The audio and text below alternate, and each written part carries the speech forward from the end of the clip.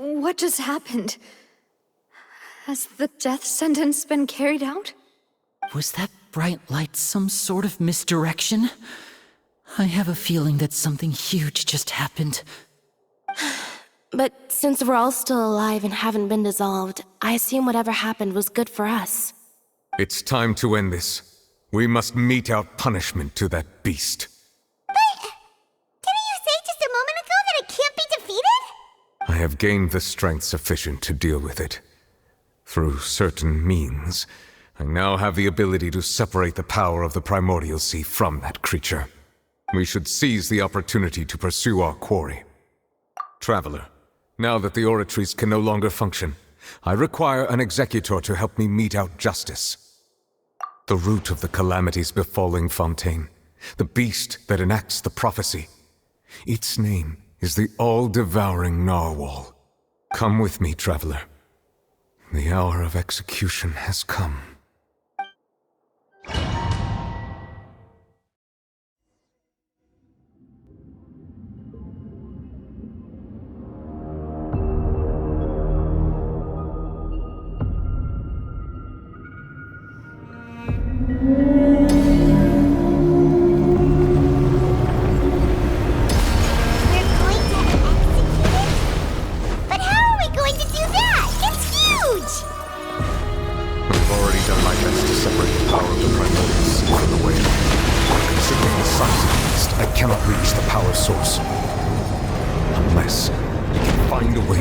From within, we shall share a part of the ancient dragon's power. We shall look for an opening together.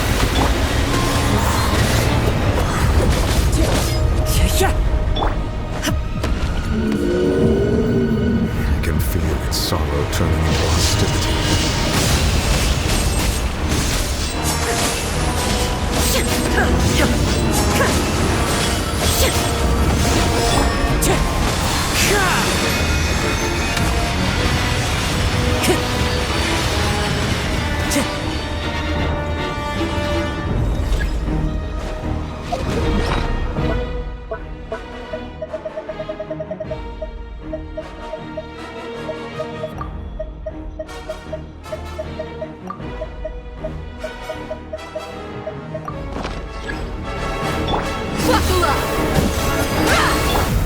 The all-devouring narwhal cannot resist its instinct to devour. Continue to trigger its hostility. A chance will present itself.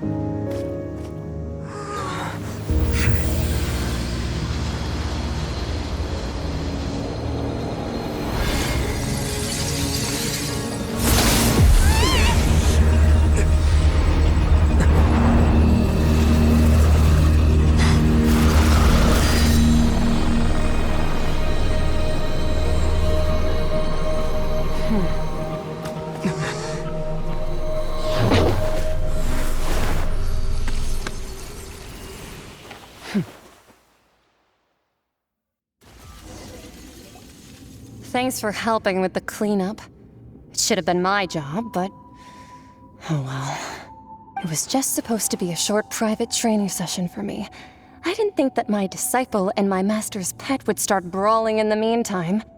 Well, actually, I had a feeling that it would happen at some point, but they bumped into one another earlier than I thought. What a blunder. I suppose I'll have to swing my sword 3 million times as penance. That power. Who are you exactly? Paimon has an idea. From what she said earlier, she must be Child's master. Skirk, right? It's just that he gave us the impression that she was the less talkative person. I simply did not have anything to say to the weak. But you, on the other hand, managed to defeat the all-devouring narwhal without using power from beyond this world. So you may speak to me as equals. I have to agree. It's a strange use of a planet's primordial waters just to raise an all-devouring narwhal. That kind of power is wasted on it. It's not cooperative. It eats too much. And I have more important things to do with my time than pet sitting. The only thing that creature has going for it is its looks. All in all, it fails as a pet. Miss Skirk? I think you might have missed the point. The point being? Well, being that this pet almost destroyed an entire nation. So what sort of person is your master? Well, Child's master's master. Wait, is that right? Oh, right. So you don't know him. Sorry, I assumed you did. His name is Sertologi. Huh? I am unfamiliar with that name. Huh. So Master isn't sufficiently famous. How should I describe him then? Have you heard of the name The Fowl? The Fowl? Still nothing? Well, how about the Visionary? Vetterfalnir then? Or Gold Rhine-daughter? Ooh, that one we've heard. Rhine-daughter's part of the Hexen Circle. She's Albedo's mom, right? Oh, so you do know that name. To be honest, I also heard all of those names and titles from my master. I don't actually know them either. But I suppose you understand now, yes? My master is likely a similar sort to Rhine-daughter. They are both pursuing some form of perfection. Wait, didn't you also mention a visionary person? Paimon didn't quite catch their name. Actually, never mind that. I believe it expedient to inform you that the all-devouring narwhal used up nearly all its strength fighting you. Such roiling hydro energies will prove difficult for the planet's deep seas to digest. As such, the Fontaine back on the surface has most likely been thrown into chaos. In other words, the prophecy that you've been fretting over should now be in full swing. What?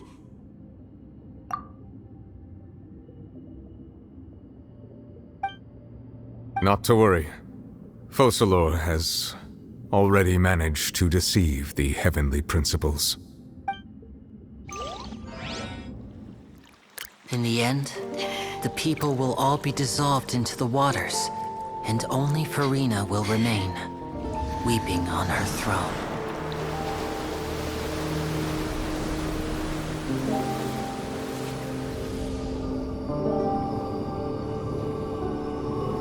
Only then will the sins of the people of Fontaine be washed away.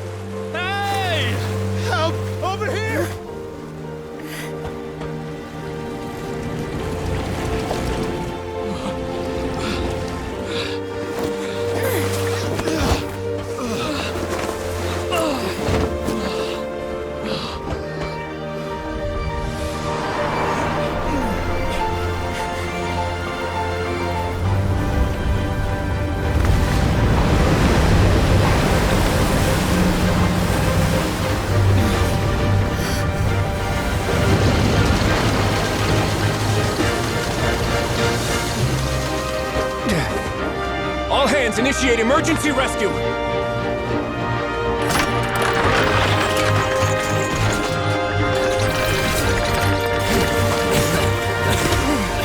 Hurry!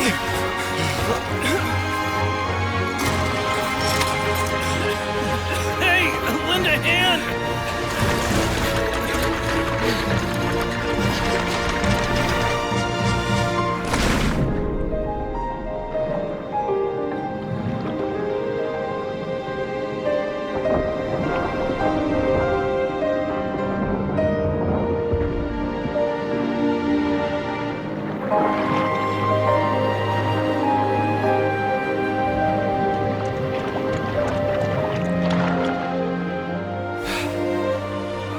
Look! The water's receding!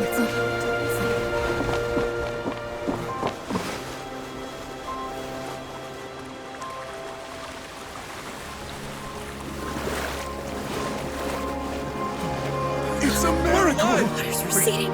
We didn't dissolve. The prophecy was wrong. The prophecy was wrong!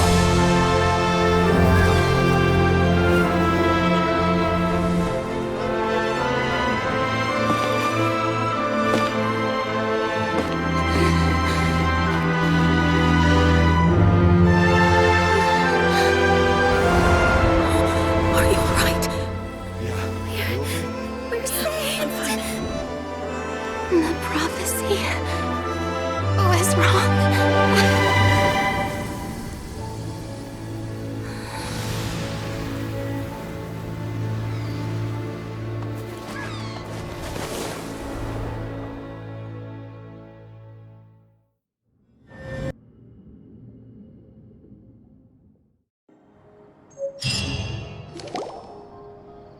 The soil renewed. The Spina di Rosula talks post-disaster rebuilding. I recently visited Poisson to meet with Miss Navia, spokesperson of the Spina di Rosula, and we spoke about Poisson's present and future. Old soil can still give birth to new bloom, Miss Navia stated. Hope is like seeing a small cookie when you're starving late at night. You just need a little of it. Skyship Winglet, lunar brain of the Fontaine Research Institute. The various disputes that have arisen on account of Mr. Edwin have suddenly become a shield over the Institute, with Jurier turning out to be a once overlooked hidden gem. People always call the first researcher mad, but few know what to call the second. And should that latter person achieve a miracle, they would find it all the harder to find a word with which to classify him and his team. Wow! Paimon barely recognizes the people in the reports. Are those really Jurier and Navia? They sound like real big shots. What do you think? Pretty enthralling, huh? The Steambird's idea was pretty simple. With the disaster just having passed, we would print a free edition packed to the margins with good news to calm people down. The value for these big scoops lies in their inevitable follow-ups. We'll publish further reports and go into the stories behind those people. Edwin's assistant, Jurier, created a true flying ship, while Navia is leading people in the reconstruction of their home. I'm sure that these stories could draw even your well-traveled eye.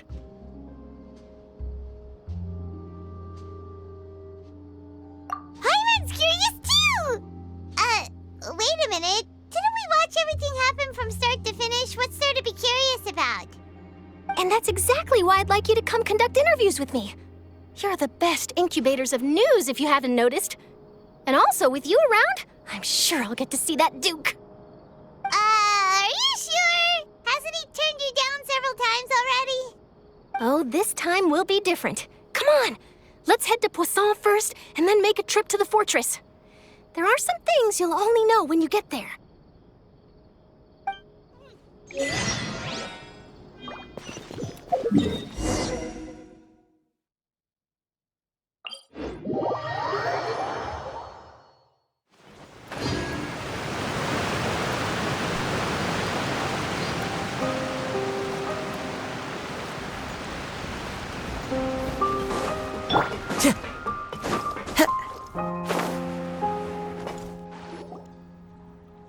Navia!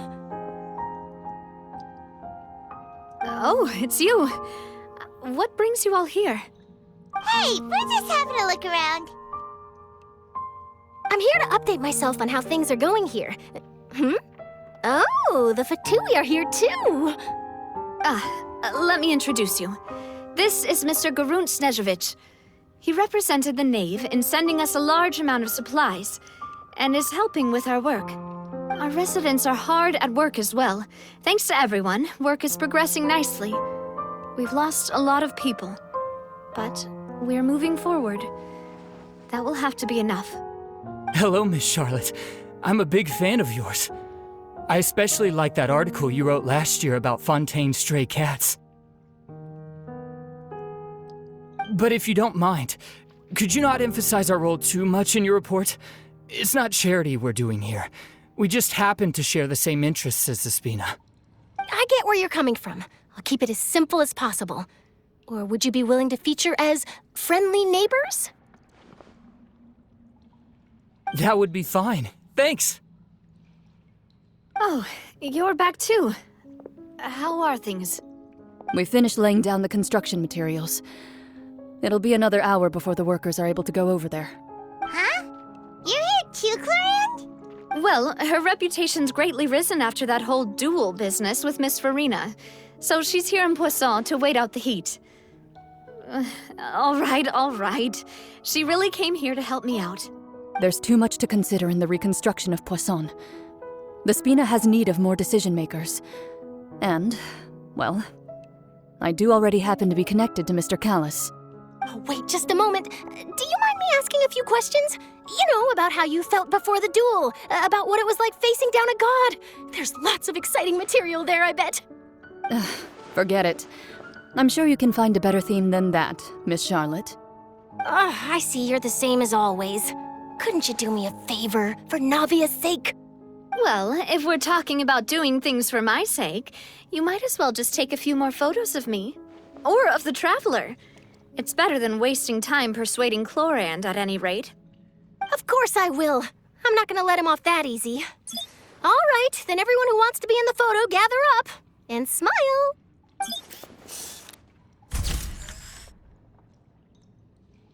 How did it go? Was it a good shot? Did Paimon look cute in it? Not bad. Your addition really helped the composition of the picture. All right, hang on a moment. Let me snap a few more shots. All right, that should do it. I'll be back here later anyway, so let's call it a day.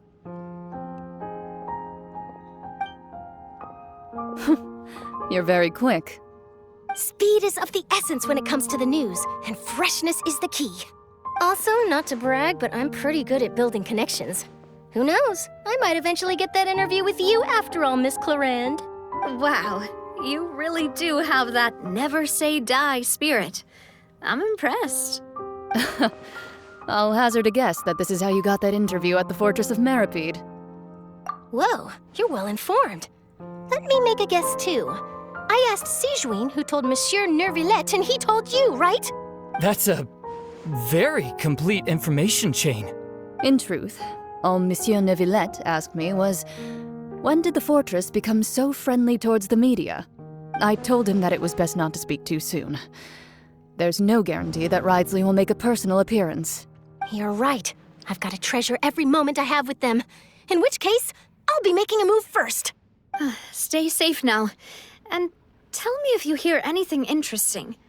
I'll treat you to afternoon tea in exchange.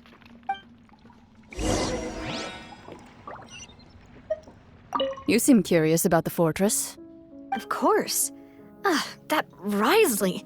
I still remember going down to the fortress to grill him for information on my father's case. Boy, did he take me for a ride. Without telling me anything, of course. But he did invite you to tea, didn't he? 2 large pots of it, in fact. It was good tea, though. I have to agree. The tea there is very good. Speaking of that, would you like to have some today? I mean, you've got time, right? Well, I'd be partial to some shortbread. Wow, it's like we've got a menu or something. Sure. Good. What flavor of biscuits would you like, Mr. Snežević? Me? I'm fine with anything. But I would prefer chocolate, should you have it. All right. Leave it to me. I'll go over the newly arrived supplies with you later, Mr. Snezhevich. We should be able to finish the preparatory work today. That works great for me. Huh. Is it just me, or did you get a new lipstick? Ah, I did. It was a gift from Sijuin. Want to give it a try? I think the color would suit you, too.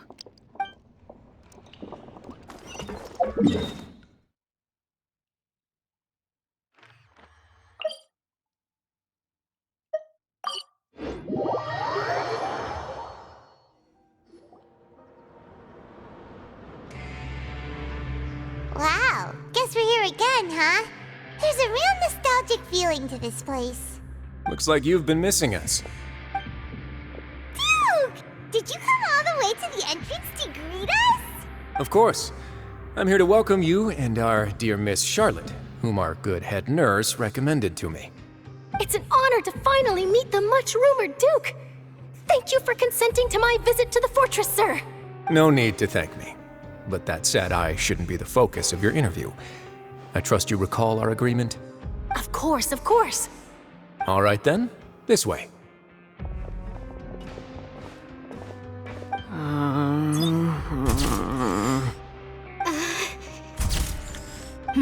Hey, no need to be so nervous. I've already taken all the photos we need. Miss Charlotte, do these pictures really need to be published on the cover of the Steambird? It would seem that Miss Lorvine doesn't want her face to appear beside that of Mr. Jurier, Sir, please don't say things like that. But it looks like dear Mr. Jurier denies it. Might this interview be very important to you then? No, I just... This is my first time being interviewed, and I'm very thankful to the Steambird for... Now, I might not look it, but I actually did meet Mr. Edwin once. And I'll be honest, I enjoyed chatting with you more. You've definitely got more of that genius vibe going on. The boat that brought about a miracle, the ark that saved the people. Why, you recreated a myth back there, like an emissary of legend. Still, if I might ask, where's that flying ship now? Huh! Looks like Charlotte's trying to get herself another exclusive scoop. I have to apologize, but that ship is presently in the bowels of our factory. I'm afraid it won't be easy for you to get a shot of it. Really? Well, then in that case, could I have an interview with you to make up for that loss? You already know my answer, I'm afraid. Best you interview our head nurse instead. Or perhaps you'd like to take another photo of this couple of researchers? Did you really have to use the word couple? Well, then, 2 solo photos will do. Is my hair messed up? Please, someone help me have a look. Things sure are getting pretty lively here. We've seen this kind of thing before. Oh, seems like everyone's here. Would any of you like to try this new drink I came up with? Ah, Sijuin. Hey, Miss Charlotte. Why don't you, take some pretty photos of our head nurse? Sure. Come on, Miss Sijuin, over this way. Let's find a brighter spot. Sure. Do I have to smile? So, how have things been at the fortress? Same old, as you can see. Fontaine's undergone some changes, but this place is still more or less the same. Other than that flying ship, it got a tad too much attention, I think. That's why I decided to let the interview go through. We should direct more public opinions toward the behind-the-scenes heroes. Am I right, Mr. Jurier? Miss Lorvine? You're too kind, sir. I believe that you too should have your day in the sun. Not that you would want that, which is a pity. I'll just leave the spotlight to you two.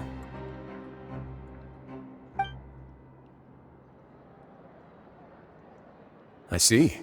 Lots of things happened that day, huh? Anyway, regarding that Harbinger, I'm not sure you remember, but his 3 young followers are still waiting for his return. He sure did win them over, huh? I'll tell them that there's good news and bad news. The good being that their boss seems fine, and the bad being that they must face extended sentences for abetting his escape. Oh, actually, what about you? Are things gonna change for you too? What change can there be? The fortress will keep chugging along, and so will my duties. As to what Miss Farina's departure will mean for the nation, and if our laws and governance will be transformed, we'll leave those to the folks in the overworld. Hey everyone, the photo shoot's done. Good. In that case, let's call it a day here. Thanks for your cooperation. Come on, Traveler, let's go. Till next time, everyone. There'll be a next time? Maybe. Who knows? I might write a story about the underwater factory next time. Until then. All right. Last stop, the docks. Oh, you know, I'd love to see you in one of Charlotte's photo shoots one day. Is that really necessary? Our line of work doesn't really require much photographing. It's precisely because we don't need the picture that they'll have value as keepsakes. You don't really look all that opposed to the idea, you know. Maybe I'm just happy that I managed to once again avoid the spotlight. I think this interview went well either way. Yes, you successfully kept prying eyes away by using Mr. Jurier and Miss Lorvine as shields. Very good. You should be happy for them. They have a bright future ahead of them.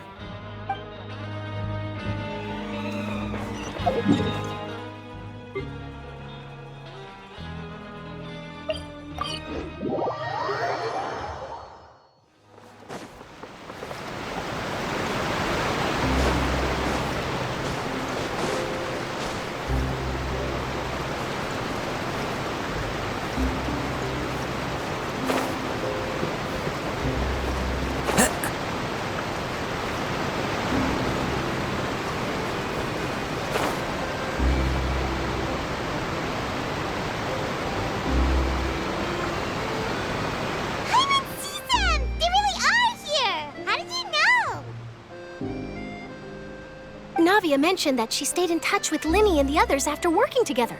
Apparently, they've been at the docks distributing these strange pockets the whole time since. Traveler, Paimon.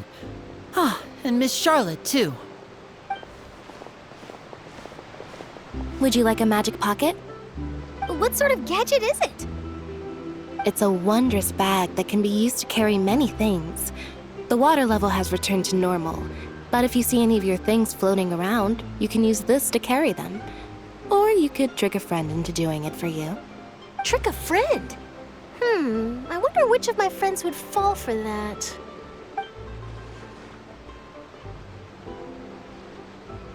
You could just make a friend like Fremine here.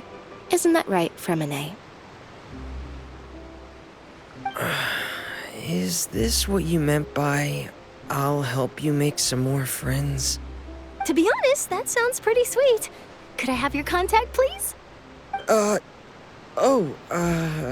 Sure. Please, write down my address. You sure are working hard to help Fremine socialize. He was the one who proposed doing this. He even wants to assist in our magic shows.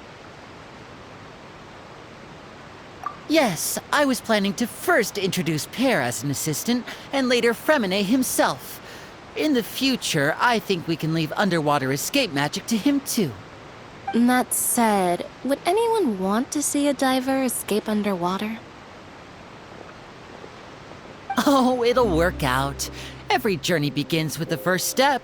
He'll become a part of our show eventually. Lynette, could you come over? Miss Charlotte says she wants to take a picture of us. Got it. My, that Charlotte is rather perceptive. She got rid of everyone the moment she realized I had something to say to you. So, how have things been, Traveler? Father says that you did a great deal during the latest events. She's very grateful for your contributions to Fontaine. That's all right. We were more than happy to help. So, what's she doing now? Oh, I guess you haven't heard. Well, after Lady Farina left, Father and Monsieur Neuvillette opened negotiations, during which he gave Fontaine's gnosis to her as a diplomatic gift. A diplomatic gift? A gnosis? Yes, I was quite surprised at first myself. But when I thought it over, there were actually a number of things going for it. It could have been done as an apology for the incident with Lord Child, or as thanks for his help in tying the all-devouring narwhal down. Furthermore, Father did also lend significant aid to Fontaine and Poisson. Well, that's true, but this is a gnosis we're talking about. Doesn't this seem a bit irresponsible? I would agree, but I've also heard that it seems that Monsieur Neuvillette has had a significant change of heart regarding the matter.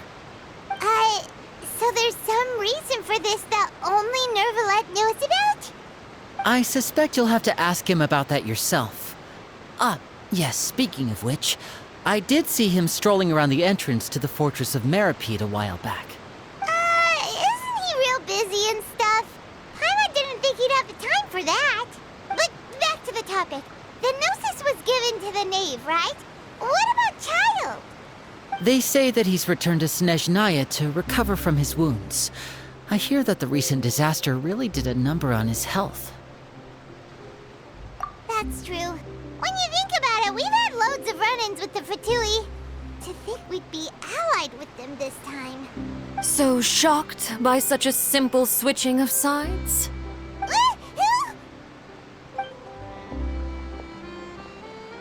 Father! Well, what do you know?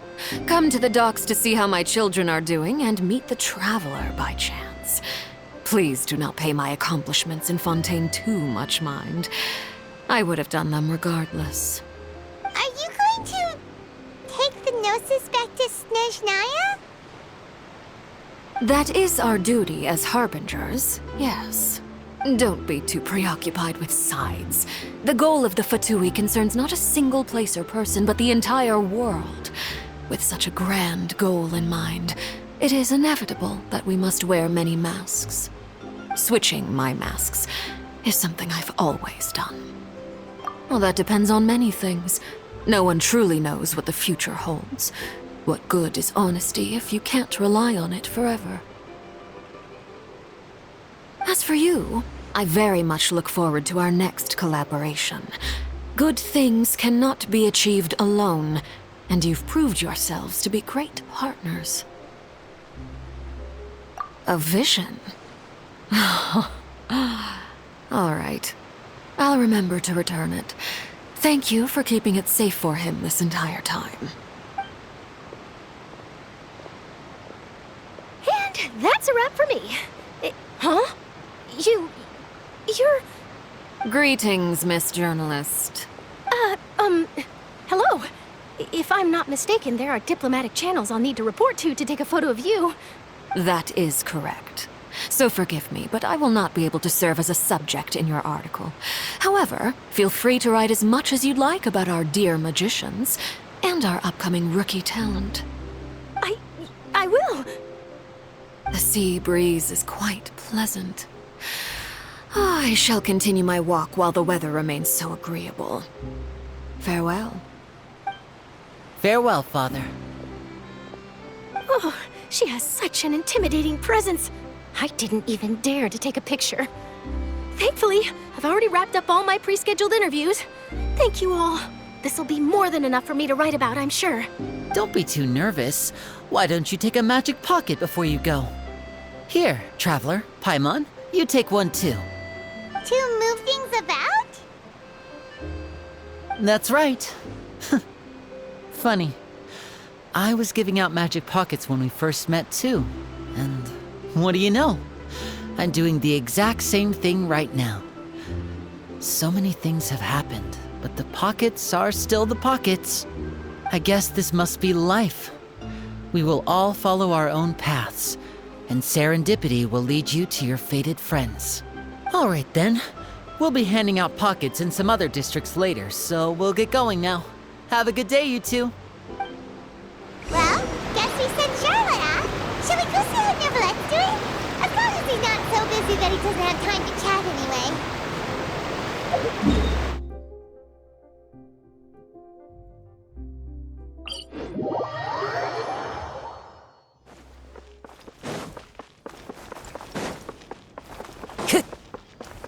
Time to go.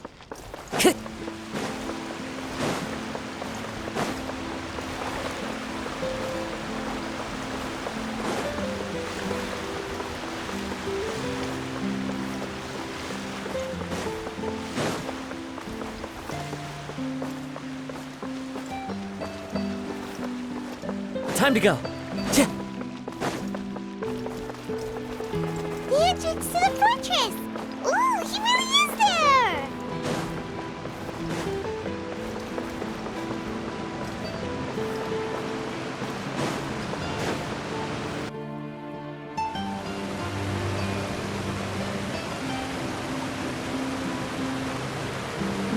So, you really are here, Neuvillette! Kinda didn't think you were going to have free time this hour of the day. Really? Oh, I suppose you must have met Mr. Linney. He took the time to greet me earlier when he passed this way. In any case, you came at a good time. I was just considering reaching out to you to set up a meeting, so I may explain some things that I haven't had the time to before. Aw, Paimon's glad that you remembered. Thank you for keeping us on your mind, what with you being busy and all. Alright, let's have it then. How was Fontaine actually saved? The whole business is still quite the mystery to us.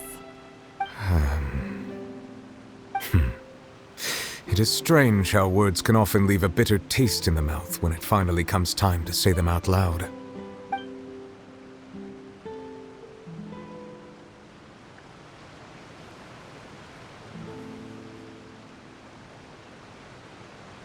Whoa.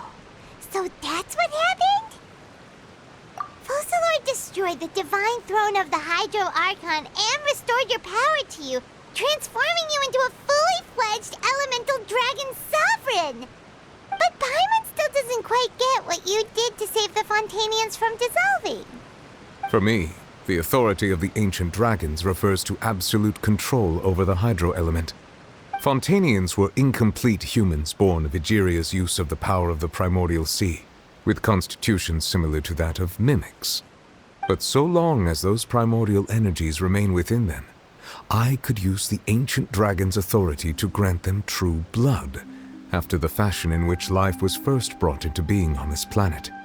In other words, when I gave my verdict, Fontainians became true humans, and thus would naturally no longer be dissolved by water from the primordial sea. Focalor must have counted on you to make that decision as well.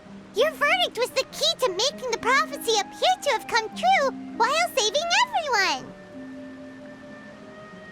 Yeah, and in a manner of speaking, Focalor finally managed to fulfill the original Hydro Archon's wish to turn Oceanids into real people too! It seems from your expressions that you still have more things you wish to ask. Ask away. I will tell you the truth as I know it. I have investigated his case along many avenues, and I have learned that he once fell into an unknown chasm when he was young. There, by chance, he awakened the all-devouring narwhal. But whether it be by sentiment or reason, that should not have been enough to consider him the root cause of the disaster. At most, he would have had tangential liability. As for the judgment passed by the Oratrice during the trial, whether it was due to that liability by association, or Focalor deliberately using him to buy time for us on the assumption that he would be able to hold the creature off, I cannot say. Guess Focalor had Fontainians in mind the whole time. In the end, it was thanks to her that they finally became real humans. Hang on a second. Paimon suddenly got another question. Back when Fontainians hadn't yet become real humans, were the children they had also transformed Oceanids? Life has always flowed like water.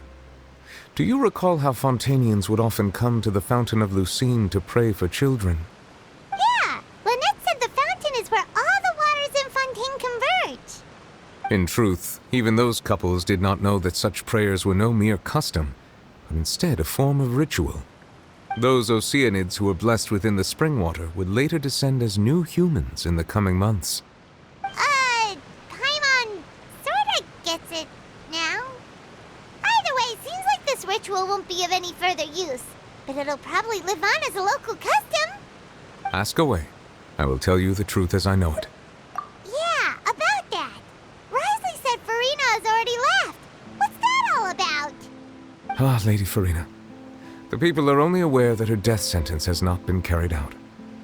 She abdicated the post of Hydro Archon and left affairs related to that title to me, before leaving the Opera House. I related Focalor's words to her faithfully and completely. After hearing them, she seemed neither saddened nor comforted. She simply said that she was tired and needed to rest. Having said that, she then packed her things and moved out of the Opera House, not unlike how an ordinary person might. But she's still got a place to stay, right? You need not worry. I will make arrangements to ensure that she will not want for food, clothing, board, or travel. In truth, I am somewhat happy for her. The wear and tear on her spirit will, of course, take time to heal. But now that she no longer has to play the role of Focalor the Hydro Archon, she can finally lay down her burdens and lead a normal life.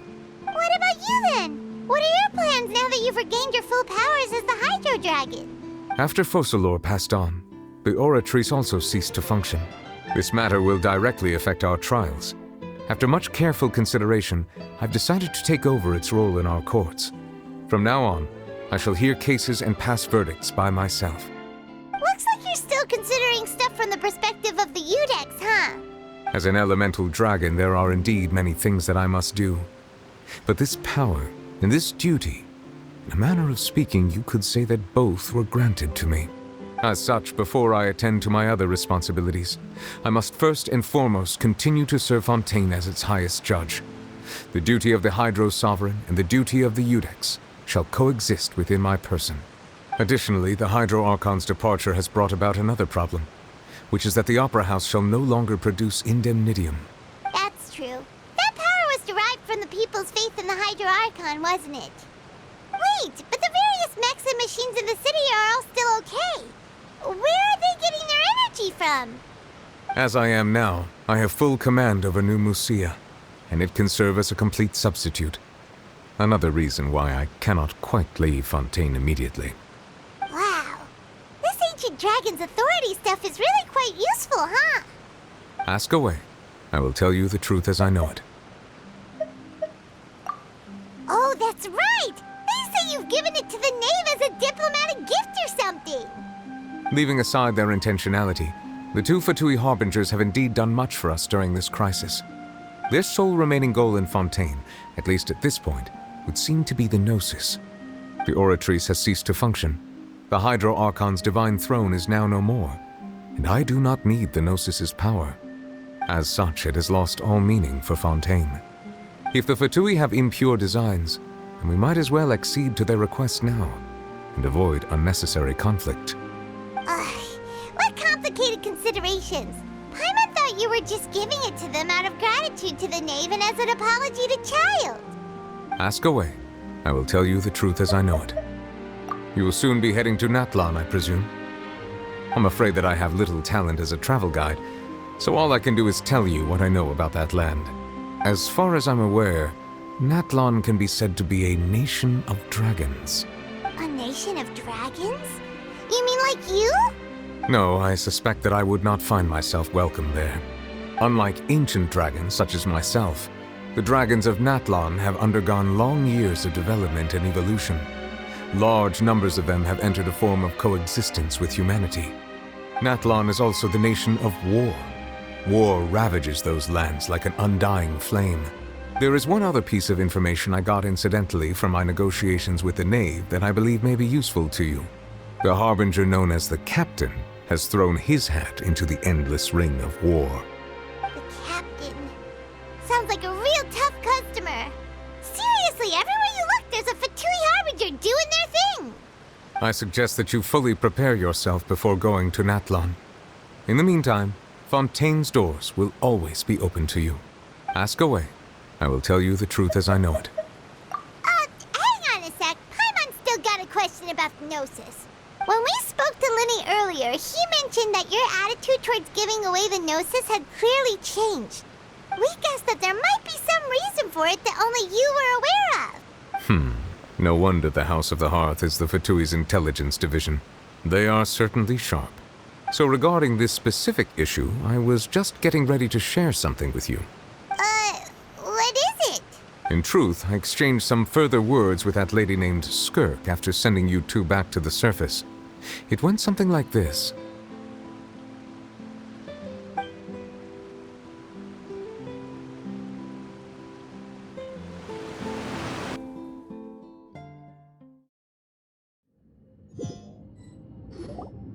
Well, we're going to head topside to see what's going on. You hurry over soon as well, all right, Nervalet? What next? The all-devouring narwhal isn't here, so I'm no longer getting any interference. I can finally catch the scent of your power, what it's made of. It is the authority of the planet's primordial dragons, but with something very similar to a god's curse mixed in. It's quite a novel blend. I'm sure I've encountered something like this before. What was it again? I do not know what you speak of. Of course. How could I forget? You should have the remains of the third descender on your person, yes? Remains? I've never heard of any such thing. According to your parlance, I believe it may be called a gnosis. Well, that much is true. After Focalor's divinity faded, she handed her gnosis to me. But I fear I have never heard of it described in the manner that you just did. I've been training with my master, the Fowl, ever since I was young, and I have never returned to the surface since. So most of the information I possess, I got from him. It is only natural for those who are greater than humanity to possess a different sort of common sense, which is why there are so many problems in our attempts to communicate with humans. Regardless, you should probably get rid of objects of misfortune to prevent any disasters from befalling you. To live in itself is a blessing. But once a person dies, the bonds he once had with this world shall all turn to curses. What do you mean by that? No need to fret. These are just my personal thoughts, and my reason for no longer wishing to return to the surface. This third descender you refer to, who are they? And when did they die? Master never mentioned them to me. Perhaps it just wasn't that important for me to know. If you're interested, though, I could ask him. I'll be sure to pass the answer on to you next time. Next time? You believe we will meet again? I do. Wait. I have a disciple of my own, don't I? He can be the messenger, then.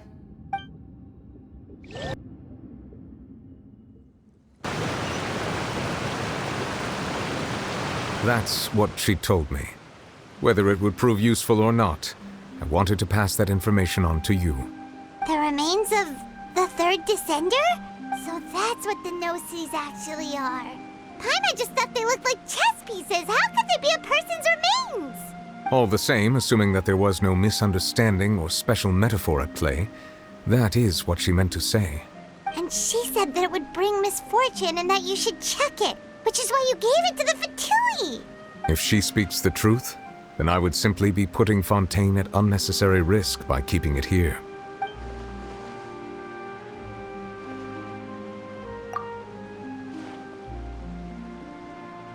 I had guessed that you might already be familiar with this concept, but I did not expect you to be one of them. That means that the Gnosis, which are exceedingly element-compatible and can even enhance elemental abilities, do indeed come from the third descender. I wonder, does your body also possess similar properties? Like being able to use elemental powers without a vision.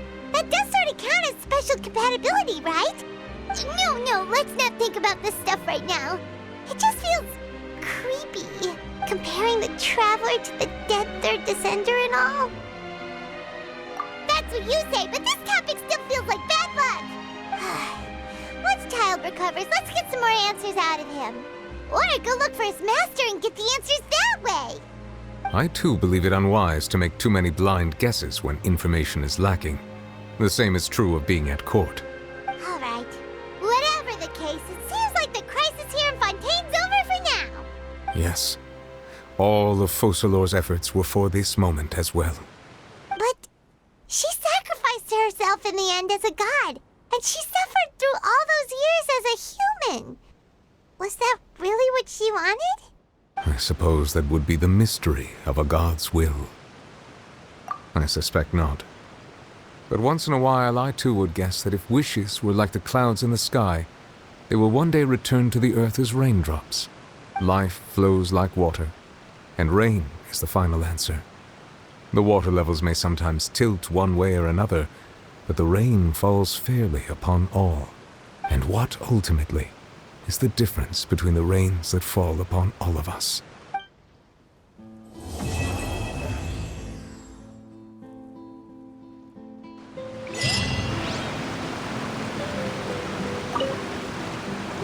It seems from your expressions that you still have more. Ask away. I will tell you the truth as I know it. I suggest that you fully prepare yourself before going to Natlan.